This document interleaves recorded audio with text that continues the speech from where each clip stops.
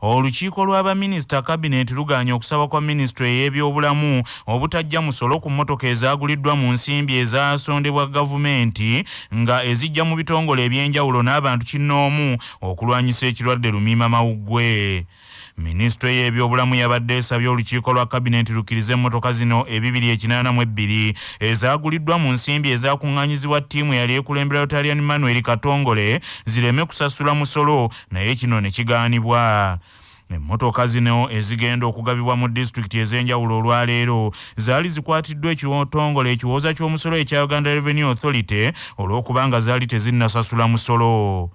Ssaabaminisita wa Uganda Robina Nabbanja Musafiri ategeezezza Kyabassa nti bakkiriza emmotoka zino omusolo gwazo gusasulwe era ne basaba minisitule y'ebyensimbi okukola ennyongereza ey'ebyensimbi egenda okwanjulwa eri palamenti ku nsonga eno. URA yabadde zikutte twatadde ssente mu supplementary budget kusasula URA yazikwata era tulina okusasula omusolo kuba ate twe tuteekako amateeka tetusobola gamenya. Minisitule ya Health yali ereese cabinet paper tugisonyiwe naye ne tuteesanga abamemba ba cabinet nti leka tukole supplementary kubanga era gavumenti yemu enewa. Robina Nabbanja Musafiri agambye nti Pulezidenti Yoweri Kaguta Museven Tibuhabulwa agenda kugaba emmotoka zino ku mukolo ogugenda okubeera ekkololo wabula n'alabula abanaazikozesa okuzirabirira obulungi kubanga ziweereddwayo bantu ab'omutima omulungi. Twakuze emmotoka 282. Buli mmotoka yaguliddwa miliyoni 7.8 mpya abo kabin. Kati emmotoka zino tugenda zigaba olwaleero ku kisaawe Kololo era zonna mujja kuba muziraba. Ekigendererwa kyazo kya kuyamba disitulikiti zonna mu ggwanga okulaba nga bayambako mu kutambuza emirimu gyonna egikwanaganya COVID n'emirimu gyonna egikwata ku byobulamu. Tulaba nti kigenda kutuyamba okudduukirira nnyo kubanga abantu babadde babulwa emmotoka ebatwala collectinga samples omuntu bamugambye nti gundi ali bubi nnyo bino betugamba self-isolate kati nga tewali mmotoka edduka mangu kugenda kukola ki kumuggyako samples oba okumuddusa okumutwala mu ddwaliro. Ebyo nga bikyali awo gavumenti olwaleero etongoza enteekateeka ez'okukobera abantu bonna abayingira mu Uganda nga bava emitala w'amayanja ku buwaze nga babakebera ekirwadde lumiimamawuggwe nga bano be banaayitanga mu kisaawe ky'ennyonyi eky'Entebbe. Ssaabaminisita Robina Nabbanja Musafiri agambye nti enteekateeka eno egenda kutongozebwa Pulezidenti Yoweri Museveni era nga yakuyamba okwetegereza abantu abayingira mu Uganda nga bava mu nsi eziteeberezebwa okuba nti zikyali mu mbeera ya bulabe ddala mbeera ez'ekirwadde ekya lumiimamawuggwe. Olwaleero Pulezidenti agenda kuggulawo oba okutongoza okubanga abantu tubajjako buli ava mu nsi y'ebweru ng'akeberebwa ng'ensi zonna bwe zikola. So tugezaako okuziyiza variants ezo. Tubadde twakirekera ba private people naye tugenza okulaba nga abantu bakaayana nnyo. Gavumenti negamba akiyeddiza omulimu guno ng'ensi endala zonna bwe zikola ate nga n'ekirala mukimanye nti eggwanga biri mu competition n'amawanga amalala kati ng'ekifo gye baali babatwala abantu bakaayana kigendamu ba tourist kigendamu abantu bonna aba buli kika amawanga ga competinga nga kiri wansi kale ku muti tugaka tuteekeko laboratory tekeko waiting area $3 gajja kuba gatusobola okufuna sente ezizaamu ebyetaagisa. Bannamateeka n'ababaka ba palamenti ku ludda oluvuganya gavumenti batadde akazito ku kitongole eky'ebyamakomera mu Uganda kikkiriza ababaka ba palamenti Alani Sewanyana ne Muhammad Ssegirinya batwalibwe mu malwaliro agategeerekeka bafune obujjanjabi obusingako olw'embeera yaabwe esajjuse ey'ebyobulamu. Muhammad Ssegirinya nga mbaka wa palamenti owa Kawempe North yajjiddwa mu ddwaliro ery'Ekigo n'atwalibwa eruzira okufuna obujjanjabi ng'ebigere byombi byavunze era ng'ono alumiriza teyatulugunyizibwa ebitagambika. Ye Alani Sewanyana yategeezezza omulamuzi olunaku lw'eggulo ti ab'ebyokwerinda abaamukwata baamukuba nnyo naddala mu bitundu bye eby'ekyama era nti ali mu mbeera mbi ddala olw'obulumi bw'ayitamu. Ono yatuuse n'okusaba omulamuzi nti bw'abanga akkiriza amulage kyayogerako nti ddala yatulugunyizibwa mu bitundu ebyo omulamuzi kye yagaanye. Ssaalongo Lukwago munnamateeka w'ababaka bano alabudde ekitongole ky'ebyamakomera kijje gwayisa omuzannyo mu nsonga z'ebyobulamu obw'ababaka bano batwalibwe mu malwaliro agategeerekeka bafune obujjanjabi obusingako bw'agambye nti mu kkomera tebuliiyo. tukola ekisoboka kyonna okulaba nga twogeraganya naye authorities eza prisons Kigo ne Maxon Ssegirinya gyali n'abakulu bonna mu prisons okulaba nti olunaku olwaleero abantu baffe batwalibwa mu malwaliro agasobola okukola ku bujjanjabi bwabwe agasobola okukola ku bulamu bwabwe. Ssegirinya embeera gyalimu omulaba okugulu kufunda kuggwawo kuyinza n'okuba nga tomanya mukama ataase nga mulimu kansa muyinza n'okubaamu oba kansa kati ruzira oba Kigo basobola okumanya nti wano mulimu kansa institute eriemu mu Uganda wano kati abo bayinza okumanya nti ono kansa bayinza okumanya nti olwono gangrene tebalina busobozi ekyo tubagamba nti please temujja kulinda abantu kumala kufa ate mutandika okwebisitore kino nekiri munyonyola ebyo ebitakwatagana. Omubaka wa Bukomansimbi South Museteeserezo Godfrey Kayemba Solo omu ku baatwaliddwa okweyimirira abaka ba Paalamenti bano ababiri agambye nti bamaze okufuna abasawo abakugu nga balinze ekitongole eky'ebyamakomera kikkiriza abasawo bano bagende mu makomera okwekebejja ababaka bano ababiri. Tugezezaako okwengeginga abasawo ba private doctors be n'okwogerezeganya n'ab'ebitongole ebyamakomera tusobola okubatwalayo leero mu komera basobole omujjanjaba kuba engeri yalabikamu abasawo b'amakomera tebasobola mujjanjaba kutereera bbanga lyabaddeyo olaba nti ate ayongera kusaanawo obusaanyi tulinda batuwa olukusa abasawo bo bali rwede tusobole okubatwalayo basobola okubajjanjaba tunagenda okutuuka ku Mande n'abaweera beyiro oba oliawo waliwo okunjuka kyoketegeerekeka. Kinajjukirwa nti omulamuzi wa kkooti enkulu e Masaka Lawrence Tweyanze yawadde olunaku olwa bbalaza ejja nga lwagenda okuwa ensala ye ku kusaba kwa bannamateeka abababaka bano Alani Sewanyana ne Muhammad Ssegirinya okweyimirirwa okuva mu kkomera gye bali.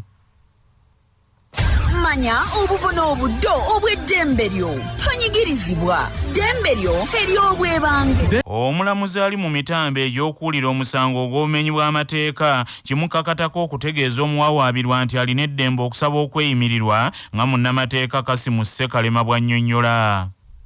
Era singa oyo avunaanwa asalawo okubeera nga akozesa eddembe erimuweebwa ssemateeka okusaba okuba nti ayimbulwa kakalu ka kkooti kkooti gikakatako okubeera nga etunuulira obunene bw'omusango oguvunaanwa omuntu oyo na bajulizi kibaleese oba bantu kibaleese okubeera nga bamweyimirira n'ekirala nti omuntu oyo avunaanwa omusango alina ekifo gy'asibuka wasangibwa singa kkooti ebeemuyimbudde we balimujja singa aba alemereddwa okudda oba omuntu oyo yali azizza ku musango omulala n'aweebwa akakalu n'akamenya singa kkooti etunuulira ebintu ebyo byonna nebange weddemu ng'eterina kakunkuna nti omuntu ono waanayimbulwa taakomewo kubeera nga awulira obujulizi ku musango gumuvunaanwa kkooti yaddemu okubeera ng'egenda mu maaso neeta omuntu avunaanwa omusango w'obumenyi bw'amateeka n'awoza ng'ava wabweru okutuuka omusango gwe guli mu kamuvi. Ministry ey'ebyobulamu n'ennyamivu olw'abantu abakuliridde mu myaka abakyagaanya okwettanira enteekateeka ey'okwegemesa ekirwadde lumiima mawuggwe egenda mu maaso. Minisita omubeezi avunaanyizibwa ku byobulamu ebisookerwako Margaret Muhanga ategeezza Kyabasa nti yadde nga minisitule ey'ebyobulamu yatambuza eddagala eririna okukozesebwa mu kugema mu bitundu ebyenjawulo naye bakizudde nti abantu abakulu bakyagaanya okwegemesa lumiima mawuggwe. Abakulu tebanyiikira oba tebanyikidde okugemebwa. Bwe tuba tulaba siza abantu abakulu abalina emyaka emingi tebanaba okubeera bangi kubanga tuba categorizing abantu netugamba kati bano be bato bano be balina comorbidities bano be bakulu kati kweyo category we tutadde abantu abakulu we watali high tech wolaba nga abantu bakyali batono abakubibwe 11% naye nga abantu alala nga abasomesa bali ku 85%, aba armed forces bali mu 65%, naye ng'olaba ku bantu abakulu tukyali ku 11%. Minister Margaret Muhanga ayogedde ne ku ebyo ebyogerebwa nti Ministry y'ebyobulamu ekyagaanidde ddala okukozesa eddagala erya Johnson and Johnson mu nteekateeka ey'okugema bannayuganda. Omanyi kati waliwo abantu abalina gundi Johnson and Johnson tusooka tuwagala kumaliriza abantu bali abakubibwa gundi ekikatu ekya AstraZeneca abatekinga second dose, naye Johnson and Johnson yo otekinga dose emu. Ate Johnson and Johnson ekyalina obudde bungi ate tujja kufuna na doses nyingi nnyo. mu katundu kaffe nze nga bwe ndaba tukuleetera abantu abagundiivu nga baddamu ebibuuzo ku nsonga ezisiiwa bannayuganda. Omukulembeze wa Uganda Generali Yoweri Kaguta Museven Tibuhabulwa yayisa abakulira ebyokwerinda mu Kampala sabbiiti ejja boogere ku kusika omuguwa okw'amaanyi okuliwo ku bukulembeze bw'obutale mu Kampala naddala akasenti bali ku ddembe Nakasero Bugoloobi ne Wandegeya ng'ebintu bifuukidde eddala bya bwaddiba buli omu asikazza wuwe. Mu kusooka minisita avunaanyizibwa ku nsonga za Kampala Hajati Nabbengo Minsa Kabanda yatumye amyuka omubaka wa gavumenti atuula mu masekkati g'ekibuga Hajati Awandege ku lw'omukaaga oluwedde atwalira abasuubuzi ab'akatale akasenti bali ku ddembe Kayito Owino ekiwandiiko ekikyusa mu bukulembeze bw'akatale ako. Mu kiwandiiko ekyamyuka Alasisa Awandege yagamba nti obukulembeze bw'akatale akasenti bali ku ddembe bwali bukyusiddwa okuva ku mukyala Susan Kushaba ne buweebwa ba market master abakolera wansi w'ekitongole ekya KCCA ebintu bisobole okuba malidaadi ng'emmere y'omuceere etasiiga masanda. Wabula yadde nga minisita Hajati Nabbengo Minsa Kabanda yafulumya ekiragiro kino n'okutuuka kaakano Susan Kushaba yakiziimuula era ng'akyali mu yafeesi ez'obukulembeze obw'akatale ak'Owino. Mu katundu kaffe kanaaka nze nga bwe ndaba tukuleetedde amyuka omubaka wa gavumenti ngono yatwala amasekkati g'ekibuga Hawandege nga yanukula ebibuuzo ebimubuuziddwa Alex Nsubuga ku by'ebiragiro byabwe ebigoba ttiimu eya Susan Kushaba mu bukulembeze bw'akatale akasenti bali ku ddembe. RCC ku weekend wagenda mu Owino n'ogamba nti KCCA etaddeyo ttiimu empya ekulembera akatale naye mukyala Susan Kushaba n'agamba mbu ebyo byonna bye wakola byali bimenya mateeka. Kati kyagamba nti amateeka agesigamako yayingirira ku mateeka mu Owino. Tuwagamba nti afulume naye n'okutuusa kati akyali mu katale. Gwe tokimanyiiko nti olwaleero ekifo basobola okigaba n'osigala ng'okyalimu okyasaavinga naye ng'oteekateeka kufuluma. Okusuka omugwa ku bukulembeze bw'obutale mu Kampala kuva ku ki? Okusuka omuguwa okuliwo nti waliwo abakulembeze ab'ekiboggwe abeewaŋŋamya mu butale ne balemeramu naye era bajjiddwamu. Ekiwandiiko bakikugyamu Obuddemu oba handover report ogireeta ddi oba ddi era obeera Obuddemu. Kati kino kigeraageranye ng'omubaka wa Parliament. Omubaka wa Parliament asobola kuba ng'akyasaavinga eno nga asaba kifo ki bwe bamaliriza akalulu ne bakamukuba nga n'ekyali mu Parliament ali mu kuteesa. Mwafulumya ekiragiro nti butale bugenda kuba mu market masters aba KCCA. Kino kirekawo obukulembeze bw'abasuubuzi. Leadership positions zigenda kubeerawo bo bagenda kuba baddukanya welfare y'akatale kaabwe. Tibali bo babeera balinga ba technical person. Ngate president yagamba obutale yabukwasa abasuubuzi. Tubateeseteese ekimala okumanya nti bali be bakama baabo. Mukyala Kusaba agamba nti bamugoba mu bukatale bamafiya yetagenda kuvaamu. Ye mu mafiya kubanga yennyini n'eyamulonda tamumanyi. Ng'ate agamba president yamulonda. President bw'alonda awandiika ebbaluwa ayina ebbaluwa wadde ya layini bbiri. Olowooza bibanga byakugaba byalo nti nkwadde ekyalo gundi naye ng'ekyapa tebakikuwadde. Agamba nti executive director wa KCCA mukyala Kisaka yamutuusako obubaka obwo era ali mabegawe. Executive director wa KCCA ayina kubanga agoberera bye tugamba. Minsa Kabanda yayisiza ekiragiro naawe n'ogamba nti mulina ekiragiro kyemuteeka mu nkola kyokka n'okutuusa katulaba poliisi n'amagye ate bye bikuuma omuntu gwe mwagala afuluma akatale. Ekiragiro kya minisita tekinnakyusibwako wadde akalayini akamuweera. Tewali wayinza na kinyegenyaako. Kakati okakasa nti tewali ayinza kinyegenyaako. Kale wabeerewo awandiika ekiwandiiko ekiri on contrary to that. Naye Kusaba akuumibwa basirikale. Omanyi Uganda Police ne UPDF bo baliwo okukuuma mirembe nakukuuma bantu na bintu byabwe. Gwe bw'olaba bakukuuma bayizawe olina okubeera careful nti essaawa eyo yonna bakukuuma kuba bayinza okukutta. Toga nti bamukuuma kuba bamwagala. Bakuuma bulamu bwe n'ebintu by'abasuubuzi naye tebakuuma ye ng'omuntu nti bamukuuma lwa musukkulumya. Kati gw'ojja omugamba atambuleko kaawo mu katale nga talina mukuumi. Yatambula n'ayisa n'ebivulu neyeerayiza. Kakati yalowooza nti ogwo omukono gw'ekyuma gunaafuga akatale. Kati nganze akulira security mpagira nnyo bamuyambe bambi bamukuume. Naye omuntu akuumibwa ab'amagye akuumibwa aba SFC omuyita wa bulijjo. Takuumibwa aba SFC naawe tobadyebula kuba malamu oyo bamuyitaani ali kulankati. Gwe bw'olaba owa SFC yenna ali mu katale manya aliyo mu bumenzi bw'amateeka. Senga buli pulezidenti gw'aba alonze nga ye bw'agamba nti akuumibwa SFC nange hawa senga yenkuuma. RCC wange bw'amala okufulumya ekiwandiiko omukyala Kusaba ne yeerayiza kino kitegeeza kimanya akonto y'omuntu we guliko ekishamu weerayiza mu katale lwaki teyalayira ng'ayingira alayira afuluma. Lord Mayor yagambye obuvunaanyizibwa bw'okuddukanya butale buli mu lukiiko lwe naye temubeebuzaako lwaki. Anti kati ye yali tafuse nnyo amateeka. Kakati ate ffe ebimu tubikola nga tetuddamu ebyo byakutafuta amateeka. Kakati ate ye musajja mutafuti w'amateeka. Kati bw'atandika ate okugatafuta tuyinza okuba ng'olukiiko luyinza okuva ku mulamwa. Pulezidenti yayisa abakulira KCCA n'abaminisitule n'abakulira ebyokwerinda mu Kampala okuyingira mu nsonga z'obutale. Buli kimu kinagweranga Pulezidenti. Kino tekiraga nti mwe temulina maanyi. Kakati ensonga kasiteyingiramu ejjeeri nga liri mu basiviliani ate awo tewali ayinza kimala okuleka ye. Omuganda agamba nti bwadde nerigambwako nnyiniryo. SFC gwona agiyita gwe omuntu wa bulijjo n'ogigamba. Eyabadde mutuufu okuyita olw'ensonga ayite bali ababuuze genero gwe bakuma mu wino. Olwo mwe mukyalina amaanyi ddala. Mayitirivu ate gano gaalinnye luno. Nga Susan azimuula ebiragiro byammwe. Ate byabizimudde nakyo ate ekiwandiiko kya layini 2 nga kijjawo ekyaffe. Susan Meya yakola ki?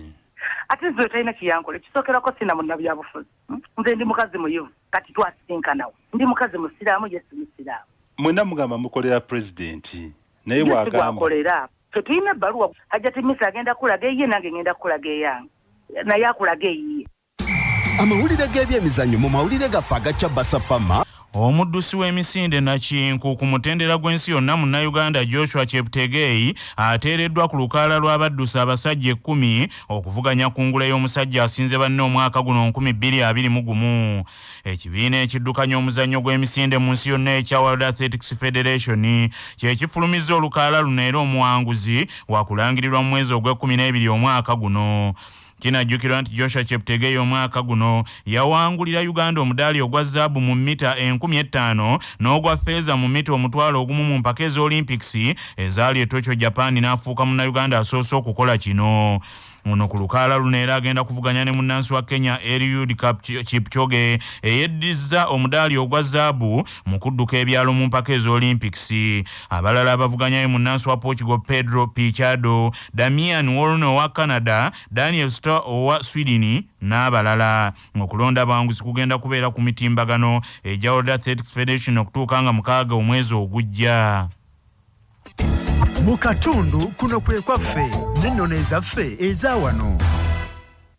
Omumbo wa Senkole webuwaate mu Kyaddondo nga yali mumbo wa mukulu ddala era omulimu gwa Senkole omukulu gwabanga gwa kubendegerwa abo abaatyanga entabaalo era lubeerera Senkole yabanga n'enfuuzi okuli omuliro okwetegekera omulimu gwe. Abatabaazi bwe baabanga banywa akawulula ku wankaaki w'olubiri nga Senkole abeera kumpi awo ng'obwa Senkole tebwali bwansikirano yadde nga aboolugave baayatiikirira nnyo mu bwo ku myanga egy'okubiri. Nga tugenda mugebweru soko ojjukire bino nga bikutuusibwako Yugachi Poultry Breeders abalina emmere y'enkoko ey'omulembe ezikuza obulungi.